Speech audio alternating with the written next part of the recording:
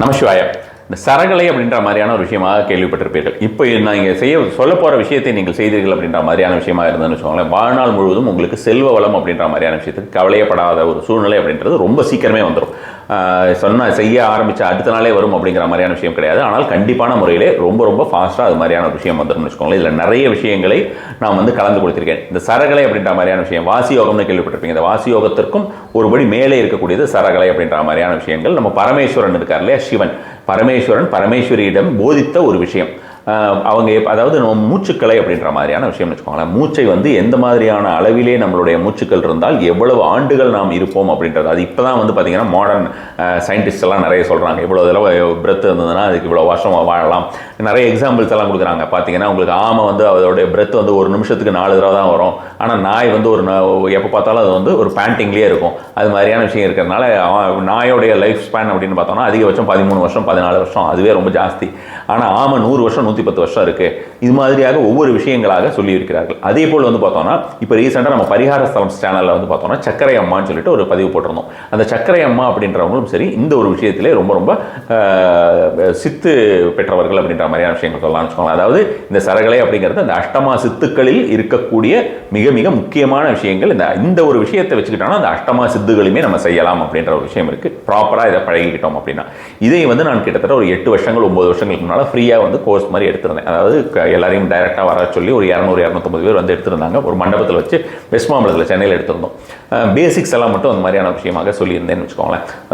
ரொம்ப ரொம்ப முக்கியமான ஒரு விஷயமாக நம்ம வாழ்வில் நோய்களுக்கு இந்த மாதிரியான பல்வேறு விஷயங்களுக்குமே நமக்கு இல்லாமல் செய்து கொள்வதற்கு மூச்சை நம்ம எந்த மாதிரியான ஒரு முறையிலே நிர்வகிக்கிறோம் அப்படின்றதா அட்மினிஸ்ட்ரேஷன் அப்படின்னு சொல்லலாம். அதுதான் கரெக்டான வார்த்தை. அது மாதிரியான ஒரு விஷயமாக நம்மளுடைய பிரெத்தை நம்ம அது பாட்டுக்கு தானாக வருது போகுதுன்னு இல்லாமல் நம்ம எப்படி ஒரு யோகா அப்படின்ற மாதிரியான விஷயமா சொல்கிறோம். அந்த யோகா நிலையிலே இதை சேர்ந்தக்கூடிய விஷயங்கள். இந்த ஒரு விஷயங்களை வைத்து நான் இப்போ இந்த சக்கரை அம்மான்னு சொன்ன பாருங்க, அவங்க பறந்திருக்கார்கள், பறப்பார்கள். அனிமா மகிமா லகிமா அப்படிலாம் நம்ம சொல்லக்கூடிய அந்த அஷ்டமா சித்துக்களிலே அந்த பறக்கும் கலையை அவர்கள் கற்றிருந்தார்கள். இந்த மாதிரியான விஷயத்தை வைத்து தான் அதை செய்ய முடியும். அதே மாதிரி பார்த்தோம்னா ஆஞ்சநேயரோட சுந்தரகாண்டம் எல்லாம் படிச்சிருந்தீங்கன்னா தெரியும். அவர் அரக்கியோட வாய்க்குள் புகுந்து வயிற்று வழியாக வெளியே வந்தார். சிறிய ரூபத்திலே உள்ள போய் வெளியில் பெரிய ரூபமாக வந்தார். இதெல்லாம் என்னமோ நம்ம ஒரு பெரிய மித்து, இது ஒரு சும்மா புராணிக் ஸ்டோரின்னு நினைக்கிறோம். அதெல்லாம் உண்மை கிடையாது. இதுதான் விஷயம். இந்த விஷயங்களை செய்தால் அது மாதிரியான ஒரு முறையாக மாறலாம். அதே மாதிரி பார்த்தோம்னா இந்திரஜித் மாயமாக மறைந்தான் எல்லாம் கேள்விப்பட்டிருப்பீங்க. அந்த மாயமாக ஒரே இடத்துலையே இருந்துட்டு மறையிறது. நீங்கள் பழைய ராமாயணம் மகாபாரதெல்லாம் பார்த்தீங்கன்னா இந்த மாதிரியான விஷயமா வரும். இருந்துகிட்டே இருப்பாங்க, திடீர்னு மறைஞ்சிருவாங்க, அதுக்கப்புறம் டக்குன்னு அங்கேயே இருப்பாங்க. இது மாதிரியான விஷயங்கள் எல்லாம் இந்த சித்துக்களில் இருக்கக்கூடிய விஷயங்கள் தான். இந்த மாதிரியான சித்துக்களில் இருக்கக்கூடிய விஷயங்களை பற்றி மிக மிக விரிவாக நான் அதுக்காக தான் எடுத்தோடனே உங்களுக்கு முதல்ல சொன்னேன். இந்த பரமேஸ்வரன் பரமேஸ்வரிக்கு போதித்த விஷயம் அப்படிங்கிறது சும்மா சாதாரண விஷயமெல்லாம் கிடையாது. ரொம்ப ரொம்ப முக்கியமான ஒரு தந்திர சாஸ்திரம் அப்படின்ற மாதிரியான விஷயமாகவும் இதை சொல்லலாம்னு வச்சுக்கோங்களேன். அதிலே இருக்கக்கூடிய ஒரு முறையையும் நான் யூடியூப்லேயும் ஒரு 2-3 தடவை சொல்லியிருக்கேன், வெவ்வேறு விஷயத்துக்கு யூஸ் பண்ணுறது அப்படின்றது. காலையில் நம்ம எழுந்திருக்கிறோம் இல்லையா, இந்த எழுந்திருக்கும்போது இந்த ஒரு விஷயத்தை பற்றி முதல்ல பார்த்துருவோம். நம்ம இதில் நீங்கள் எந்த மாதிரியான ஒரு நிலையிலே உங்களுக்கு மூச்சு வர வேண்டும் அப்படின்றத பார்க்கணும். இதெல்லாம் பேசிக் ஸ்டெப். இப்படி பார்த்துட்டு இந்த மாதிரியாக வந்தால் நீங்கள் முதல்ல கால் எடுத்து வைக்கணும். இப்படியெல்லாம் நிறைய சொல்லியிருக்கேன். அதெல்லாம் வரைக்கும் நம்ம அவ்வளோ டீட்டெயில் போக வேண்டாம். இப்போ சிம்பிளாக என்னென்னா காலையில் எழுந்துக்கிறீங்க இல்லையா, எழுந்த உடனே படுக்கையில் அப்படியே இருக்கணும். எழுந்திருக்கீங்கன்னா கண் விழிக்கிறீர்கள், இப்படி தான் சொல்லணும். கண் விழித்த உடனேயே நீங்கள் எந்த நிலையிலே வருகிறது அப்படின்றலாம் எதுவுமே நீங்கள் செக் பண்ணிகிட்டு இருக்க வேண்டாம். நிறைய பேருக்கு அதை செக் பண்ணவும் தெரியறதில்லை.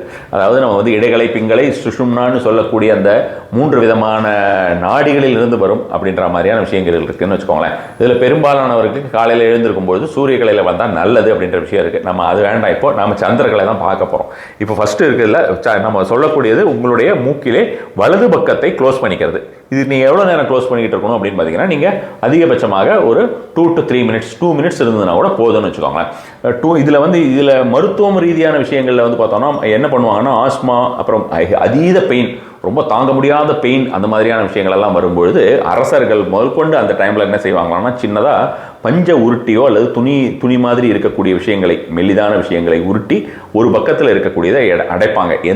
அந்த டைமில் உங்களுக்கு எந்த ஒரு மூச்சு அப்படின்ற மாதிரியான விஷயத்திலே உங்களுக்கு அதாவது உதாரணத்துக்கு நான் சொல்கிறது, ஒரு ஆஸ்மா அட்டாக் உங்களுக்கு சடனாக வருதுன்னோ அல்லது ஒரு பெயின் உங்களுக்கு அதிகமாக இருக்கிறதுன்னு வச்சுக்கோங்க. திடீர்னு உங்களுக்கு ஒரு பெயின் வந்துருச்சு அப்படின்னா அந்த டைமில் நீங்கள் பிரெத்தை நீங்கள் வாட்ச் பண்ணிங்கன்னா உங்களுக்கு உடனே எந்த இடத்துல வழியாக நீங்கள் உங்களுக்கு அந்த பிரெத் வந்துட்டு இருக்கு. உதாரணத்துக்கு உங்களுக்கு பெயின், திடீர்னு ஒரு பெயின் வருது, அது உங்களுக்கு லெஃப்ட் சைடில் அந்த டைமில் உங்களுக்கு பிரெத் வந்துட்டு இருக்குன்னா இந்த சின்ன விஷயத்தை மட்டும் பண்ணி பாருங்க.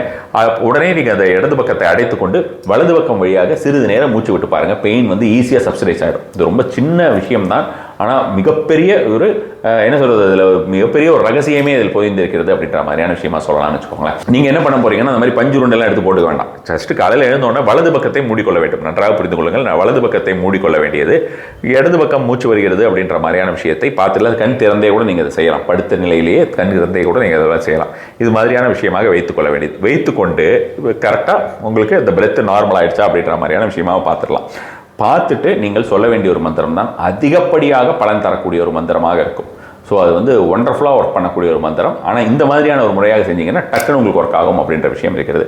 நீங்கள் சொல்ல வேண்டிய ஒரு மந்திரமானது வித்தேஸ்வர கிருபா லாப. வித்தேஸ்வர கிருபா லாப.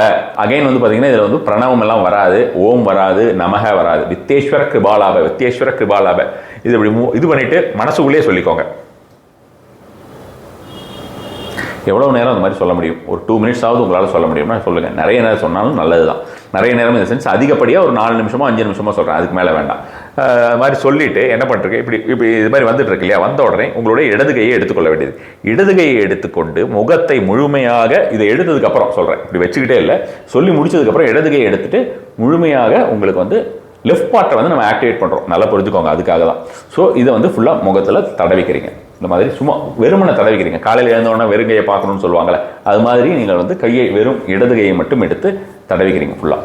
தடவிட்டு என்ன பண்ணுறீங்கன்னா, படுக்கையிலேருந்து எழுந்திருக்கும்போது உங்களுடைய இடது கால் இருக்கல்லவா, இடது காலை முதல்ல கீழே வைக்கிறீங்க. ஃபஸ்ட்டு நீங்கள் பெட்டில் ஒரு கட்டிலெல்லாம் படுத்துருந்தீங்கன்னா அப்படி தரையில் படுத்துட்டு தூங்குற பழக்கம் இருக்கிறவங்களுக்கும் சரி, அது மாதிரியான ஒரு விஷயமாக அவர்கள் முன்னெடுத்து, அதாவது எழுந்திருக்கிறதுக்கு முன்னெடுக்கிறதுக்கு ஏதாவது ஒரு கால் எடுத்தால் தானே முடியும், நம்ம அப்படியே பறக்க முடியாது. ஸோ அந்த மாதிரியாக நம்ம எடுத்து வைக்கும் பொழுது அந்த இடது காலை முன்பக்கம் வைக்க வேண்டியது. எல்லாமே லெஃப்ட் பார்ட்டில் வந்து நம்ம பிரெத் வரும்போது மந்திரம் சொல்கிறோம், அதுக்கப்புறம் கையை ஃபுல்லாக தடவிக்கிறோம், அதுக்கப்புறம் லெஃப்ட் பார்ட்டோட காலை வந்து எடுத்து வெளியில் வைக்கிறோம், அதுக்கப்புறம் எழுந்திருக்கிறோம். இது கட்டில் இருக்கிறவங்களுக்கு இது வந்து இன்னும் கொஞ்சம் வேற ஒரு விஷயமும் பண்ணலாம்னு வச்சுக்கலாம். இடது பக்கம் வச்சுட்டு நீங்கள் அதுக்கப்புறம் வலது காலை வைப்பீங்க. வைக்கும்பொழுது நடக்கும்பொழுது பார்த்தோம்னா அந்த இடது பக்கத்தை முன்பக்கம் முன்ன வச்சு திரும்பி வலது, இடது வலது. நம்ம சாதாரணமாக நமக்கு நடக்கிற பழக்கம் போது என்ன பண்ணுவோம், நமக்கு ரைட் லெக் முதல்ல போகும், அப்புறம் லெஃப்ட் லெக் பின்னால் வரும் இல்லையா. ஸோ இதில் மாற்றி பண்ணுறீங்க. அது ஒரு 2 ஸ்டெப்பு தான். நீங்கள் அப்படியே அப்படி நடத்து போகணும்னு அவசியம் இல்லை. ஒரு 2 ஸ்டெப் இந்த மாதிரியான ஒரு விஷயமாக செய்து பாருங்கள்.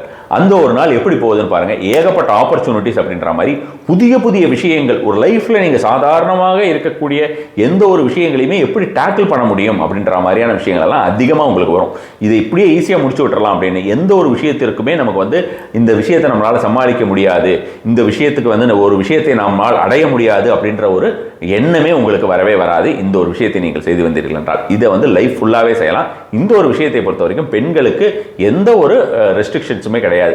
நீங்கள் இதை எப்போ ஸ்டார்ட் பண்ணலாம் அப்படின்ற மாதிரியான விஷயமா பார்த்தீங்கன்னா, திங்கக்கிழமை ஸ்டார்ட் பண்ணுறது அதிகப்படியான ஒரு பலன் தரக்கூடியதாக இருக்கும். ஃபஸ்ட் கிளாஸாக பலன் தரும். திங்கக்கிழமை காலையில் நீங்கள் எழுந்து பண்ணுறீங்க அப்படின்ற மாதிரியாக இருந்ததுன்னா, அது திங்கக்கிழமை விட்டாச்சு அப்படின்னு பார்த்தீங்கன்னா, நீங்கள் வந்து வியாழக்கிழமை செய்வது அப்படின்ற மாதிரியான விஷயங்களும் உங்களுக்கு பலன் தரக்கூடியதாக இருக்கும்னு வச்சுக்கோங்களேன். திங்கள் அல்லது வியாழன் இந்த 2 நாட்களை தேர்ந்தெடுத்துக் கொள்ளுங்கள். ஸ்டார்ட் பண்ணுறது முதல் நாள் ஃபஸ்ட்டு டே ஸ்டார்ட் பண்ணுறது நல்ல டைமில் ஸ்டார்ட் பண்ணோம் இல்லையா, அது மாதிரி நீங்கள் எப்போ எழுந்துக்கிறீங்களோ, நீங்கள் வந்து நைட்டு நான் தூங்க மாட்டேன், நான் நைட்லாம் வேலையில் இருப்பேன், வேலை முடிச்சுட்டு நான் வந்து காலையில் தான் படுத்து தூங்குவேன், அப்போ என்ன பண்ணுறது, இப்படியெல்லாம் கேள்வி கேட்பாங்க.